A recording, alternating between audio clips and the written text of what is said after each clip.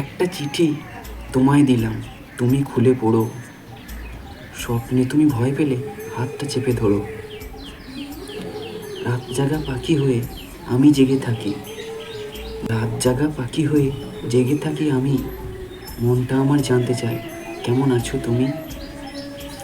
জ্যোৎস্না রাতে একলা বসে তোমার কথাই ভাবি। এই মনে সঙ্গোপনে তোমার ছবি আঁকি। জোনাকি জলে গভীর রাতে কথা বলি হাওয়ার সাথে। কখন ফুটবে ভোরের আলো, সূর্য দেবে উকি। তোমার মুখটা দেখবো বলে অপেক্ষাতেই থাকি। অনেক কথা বলতে আমার থেকে গেছে বাকি।